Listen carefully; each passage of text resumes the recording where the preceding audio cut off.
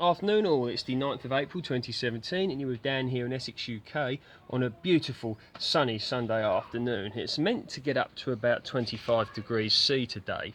It may even be there already, who knows, but certainly beautiful. The plants are liking it, so am I. The peach at the back here is basking in the sun. Turn it there, look, got this on selfie, so forgive me if my camera work's not so good. I'll just see if I could show you some, can you see them there, look? There we go, beautiful little peaches formed there. Didn't have to worry too much about, didn't have to worry at all in fact about pollination, because this variety is self-fertile, so I didn't have to worry about bees getting in here or me going around with a paintbrush fertilising them myself, so quite happy about that. Now the plants over here are absolutely loving it. So we've got Vate's blue curled kale looking very good. I mean, you can see the growth that these have put up already. Some of these have got 5 or 6 leaves, so looking very good. Over here, courgette, Strate d'Italia looking good. All, just one has come up, but hopefully more to follow. Sprouts fill basket here, and I've got some, if I can just get, here we go, yep, you can see them. We've got the cucumbers. This is variety Market More, looking very good indeed. And some cabbage here, a bit more sweet corn, and some butternut squash as well. So some nice varieties of things coming up. Obviously you can't guarantee success with anything, and that, in my opinion, that's one of the fun aspects of gardening, you know, just seeing how things come on. Now I'm doing a little bit of thinking of late, and why one should grow their own food. Now of course there's several reasons for this, but one reason, of course, is the fact that you want to feed yourself, your friends, your family, you know, whoever. And I think that it can be a good way, it can be a good thing to find a way of doing it. So, for example, let's say you live in a flat or an apartment, whatever you want to call it, or maisonette, or whatever, or a canal boat, something like that, and you don't have a garden, you don't have an allotment, you can't get an allotment because there's no such thing in your area, or the waiting list is too long, or you can't afford it, or for whatever reason you've got no growing space at all. And I think there's so many people out there that either don't keep their garden because they're too unwell, they don't want to, they've injured themselves, it's not their thing, they don't want to put their time into it, they're paying for a gardener to maintain their garden. Maybe you could find a way of talking to them, and either for free, ideally, in exchange for your services for maintaining the garden, if you want to, or you could maybe even rent a section of their garden off of them so that you could grow some of your own produce.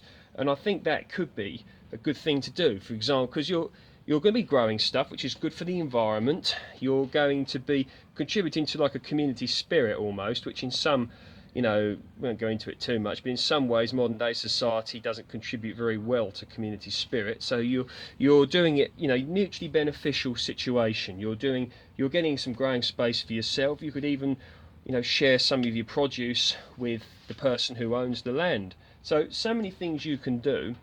Of course, put in for an allotment if you want one.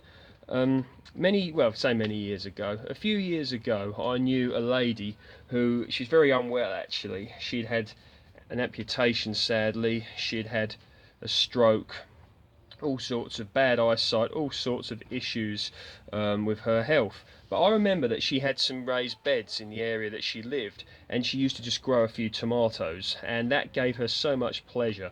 Wasn't much, didn't get a massive crop, but it was something. And for her, she loved it, and she used to, you know, tie them up, and it really was a good thing. So I think it can be a great thing to do. And of course, if you're fortunate enough to be able to go into it in a relatively big way, you can do your research, you can learn about crop rotation, you can learn about saving seeds for the following year from crops, for example, like runner beans. You can even look at creating your own varieties with cross-pollination. It's all out there to do it if you want to. And the way that the world is going now, we're not going to go into it too much, it may become more important than ever to grow one's own food. So I believe there probably are some older viewers watching my channel who either, you know, were in the war, or they were children during the war, or, you know, that sort of thing, and they may remember the Dig for Victory, where which people were encouraged to grow their own food because not so much food was getting through because of events of the war. And the merits of growing your own food. Imagine it if you're hungry. I mean, there's people viewing my channel in certain parts of the world who know what hunger is, and it can be, well, we don't need to go into what it can be, but imagine it if it happened. But imagine it if it did happen, and you could go outside into your garden or down your allotment, and you could pick a load of veg for yourself, your friends, your family, whatever. It could make all the difference. And of course, with escalating, potentially, or already, however you want to look at it, escalating food prices, it could be a very good thing to do. So I would say to people watching this, find ways to grow your own food. And of course there's other reasons for it as well. You could look at, I mean, most people that view my channel know that I don't like digging particularly, but you could use digging an allotment or digging a garden as your exercise. Of course, with all the health issues going on these days, maybe doing a bit of digging might do you some good. It's a gym membership that you don't have to pay for. You know, some people spend 20, 30, maybe more than that, 40 quid every month on going to a gym, which, you know, might be your thing, who knows, but you can maybe get some pretty good exercise just in your backyard, maintaining your own produce. So we can look at things like that. So with regards to what's happening over here, the cherry tree, the blossom's starting to go now. Again, this is self-fertile, so we don't have to worry at all about pollination there. Got some neighbours in the background, but we won't worry about that. All looking very beautiful indeed. Look at that beautiful blue sky up there. Fantastic. Not meant to be so warm tomorrow. Apparently it's going to go down to 12 degrees C round here, which is a big difference to here, but we'll make the most of today. This blossom's starting to go now, starting to fade a little bit, but I'm expecting some good crops off of this Concorde pear tree. Does look beautiful though, doesn't it? Apparently pears are going to have done well this year. Other people have been telling me the trees so far have been full of blossom. I don't know if that's true. Plum tree variety Jubilee is looking pretty good, leafing out nicely. As I stated before in previous videos, something tells me that this tree is going to be very strong and do very well. It's on a St. Julian A rootstock, so it should be at least semi-vigorous. I'm expecting that to do very well.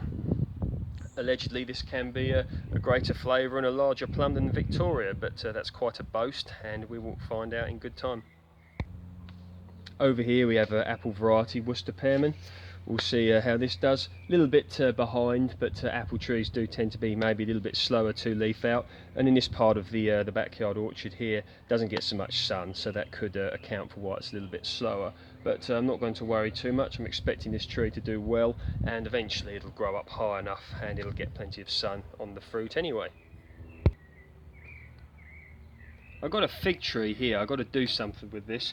Probably going to put it in a bigger pot. I mean, figs do benefit from a root restriction, so you tend to get more fruit on the smaller tree, less foliage. But I think it's restricting it a bit too much because it didn't grow at all hardly last year compared to the first few years. I mean, you can just see a little bit of growth it had last year, and that's to me that's not enough. But I don't know what variety this is. Can't remember, but it came from a budget place, and it was just a mere twig, you know, cutting when I got it. I would imagine it's brown turkey, but we'll find out. Okay, so over here, got some, I was gifted these. These are, try and get a nice, these are tayberries, cross between a blackberry and a raspberry, I believe, but still in these little pots. But I'm going to find a place to put these. Of course, I do have a video, I believe, on how to propagate tayberries. These are very easy to propagate, and they really are a lovely, juicy, sweet fruit, and I do like these. And I find that, you know, I like sort of having the spiky fruit in the garden can have some nice aesthetic sort of things to offer, in my opinion, as well as makes it harder for certain wildlife to eat them. Over here, got some blueberries. Let's see if I can get you closer. That's it. You can see the flowers on there. I've got some ericaceous feed that I'm going to feed these with. I'm not sure how these are going to do. These were sort of a salvage job, but we'll see how they all go. But all in all, things are looking very good. Okay, so over here the raised bed behind me. Now, I'm still building the soil. I'm not too concerned about setting anything yet. It's too early for many things. Of course, I could put some broad beans straight sowing in or something like that, maybe some pak choy. But I'm going to leave this and continue building. You can see I've got some cardboard in there. I've got some horse manure in there, and I've got these grass cuttings chucked on top. Now these are all going to compost away, and I'm probably looking at setting something in there in a month or so's time. Might even get some more horse manure on there and some good quality compost as well. Still building the soil. So the job for this afternoon is I'm going to set some of these broad beans Whitkium into some pots. I know you can straight sow them, but I'm going to put them in some pots. Then I can decide at a later date where I want to put them. So I hope everybody's enjoyed, the little tour of what's happening. Think about your own, why you should grow your own food. Think of some of the things that I've discussed and try and find ways of doing it. So just to recap, you've got, if you're lucky enough to have one, rent your, you can rent an allotment, you can grow in your own backyard, someone that or maybe you can even put an advertisement out that you're looking for some growing space and you're prepared to rent some space off of someone's back garden, or you could say you'll maintain their garden in exchange for the use of a bit of their land. You could look at having a planter if you've only got a small area, or just a few pots, or a balcony. Look at pots again for growing things. So many things you can do, and as I stated earlier, there may be plenty of reasons why we need to grow our own, and it may be more important than ever. Speak soon.